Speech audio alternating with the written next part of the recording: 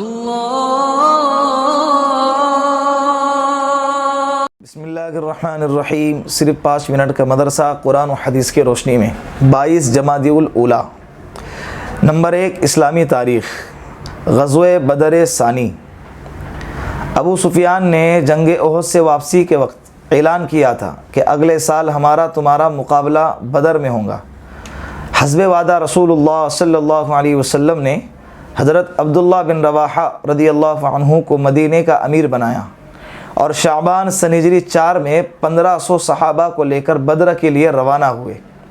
مسلمانوں کی پیش قدمی کی خبر سن کر ابو سفیان نہ چاہتے ہوئے بھی 2000 کا لشکر لے کر مجبوراً مکہ سے روانہ ہوا، لیکن جب مقام مرو زہران پہنچ کر مسلمانوں کے لشکر کی تعداد معلوم ہوئی تو اسے مقابلہ کرنے کی ہمت نہ ہوئی اور اس بہانے سے واپس لوٹ گیا کہ اس سال مکہ میں قحط سالی ہے، وہ ضرورت کے مطابق جنگی ہتھیار اور سامان رسد اپنے ساتھ نہیں لا سکے۔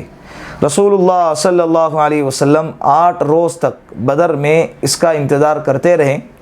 اس دوران صحابہ بدر کی منڈی میں تجارت کر کے نفع اٹھاتے رہے اور مقررہ وقت گزرنے پر عافیت کے ساتھ مدینہ واپس آ گئے۔ نمبر 2، حضور اکرم صلی اللہ علیہ وسلم کا معجزہ۔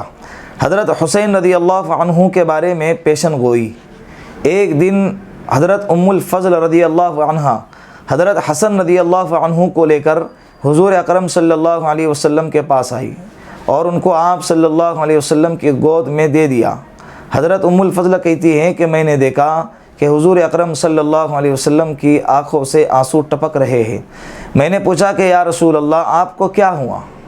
حضور نے فرمایا مجھے حضرت جبرائیل علیہ السلام نے خبر دی کہ میرے اس بیٹے کو میری امت شہید کر دیں گی۔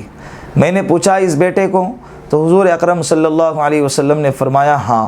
چنانچہ حضرت حسین کو عراق کے بدنصیب لوگوں نے مقام کربلا میں شہید کر دیا۔ بیہقی فی دلائل النبوہ۔ نمبر 3، ایک فرضہ کے بارے میں وصیت پوری کرنا۔ قرآن کریم میں اللہ رب العزت نے چند وارثوں کے حصوں کا ذکر کرنے کے بعد فرمایا یہ سب ورثہ کے حصوں کی تقسیم میت کی وصیت کی ہوئی چیزوں کو پورا کرنے اور قرض ادا کرنے کے بعد کی جائیں گی۔ سورہ نساء۔ فائدہ، میت نے اگر کسی کے حق میں کچھ وصیت کی ہو تو ان کے قرض کو ادا کرنے کے بعد اور وارثوں کو ان کا حصہ دینے سے پہلے میت کے چھوڑے ہوئے مال کے 1/3 حصے سے وصیت پوری کرنا ضروری ہے، واجب ہے۔ مرنے کے بعد ہم لوگ دسواں کرتے، چیلم کرتے، برسی کرتے اور اس میں ہزاروں روپے خرچ کر دیتے ہیں، حالانکہ یہ تو جائز بھی نہیں ہے۔ ضروری کا مسئلہ تو بہت بات کا مسئلہ ہے، یہ چیزیں جائز بھی نہیں ہے۔ تیجا کرنا، دسواں کرنا اور چیلم کرنا اور برسی کرنا یہ حرام ہے، بالکل جائز نہیں ہے۔ لیکن اس کے باوجود رشتہ دار اصل میں جو ضروری چیز ہے کہ میت کے چھوڑے ہوئے مال کا ورثہ یہ اس کے وارثوں میں تقسیم کرنا یہ ضروری ہے۔ اسی طرح میت کا چھوڑا ہوا مال ہے، اس کے اندر اس مال سے اگر میت پر کوئی قرض ہے کسی کا تو اس قرض کا ادا کرنا ضروری ہے۔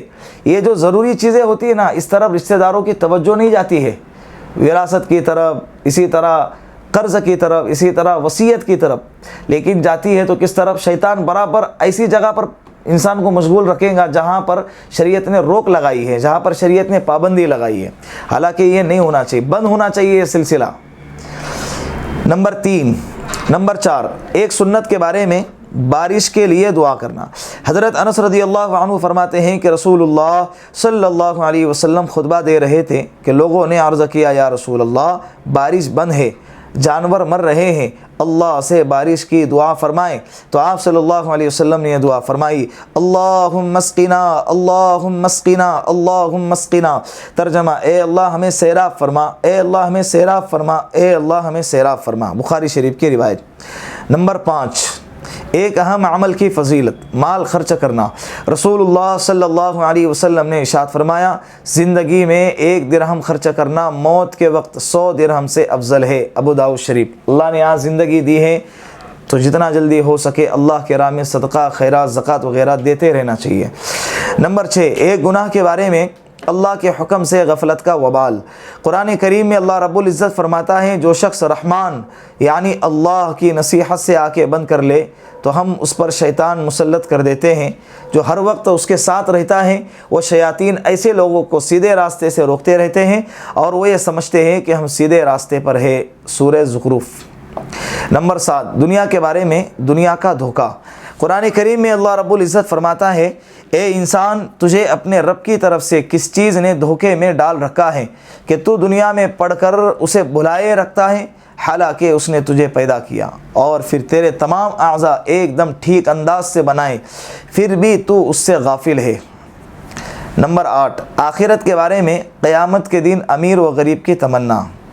رسول اللہ صلی اللہ علیہ وسلم نے ارشاد فرمایا قیامت کے دن ہر مالدار اور غریب آدمی یہ تمنا کرے گا کہ کاش اس کو دنیا میں صرف گزارا کرنے کی روزی دی جاتی۔ ابن ماجہ۔ آج زیادہ دولت مانگتا ہے لیکن آقا علیہ السلام نے فرمایا کہ کل قیامت کے دن ہر غریب اور مالدار یہ تمنا کرے گا کہ کاش مجھے بقدر ضرورت روزی دی جاتی، ایکسٹرا روزی نہ ملتی، مال نہ ملتا تو آج مجھے حساب و کتاب نہ دینا پڑتا۔ نمبر 9، طب نبوی سے علاج، جھاڑ پھونک سے علاج کی اجازت۔ حضرت عوف بن مالک رضی اللہ عنہ فرماتے ہیں کہ ہم لوگ زمانے جاہلیت میں جھاڑ پھونک کرتے تھے، چنانچہ ہم نے دریافت کیا کہ یا رسول اللہ آپ اس کے بارے میں کیا فرماتے ہیں؟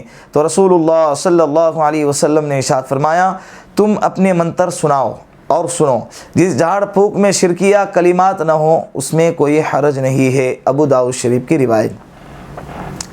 نمبر 10، نبی علیہ الصلاۃ والسلام کی نصیحت۔ رسول اللہ صلی اللہ علیہ وسلم نے ارشاد فرمایا اللہ کے ذکر کے علاوہ بلا ضرورت زیادہ بات چیت نہ کیا کرو، کیونکہ بلا ضرورت زیادہ بات کرنے سے دل سخت ہو جاتا ہے اور اللہ کی رحمت سے سب سے زیادہ دور وہ آدمی ہوگا جس کا دل سخت ہوگا۔ ترمذی شریف کی روایت۔ اللہ رب العزت ان باتوں پر ہم سب کو عمل کرنے کی توفیق عطا فرمائے۔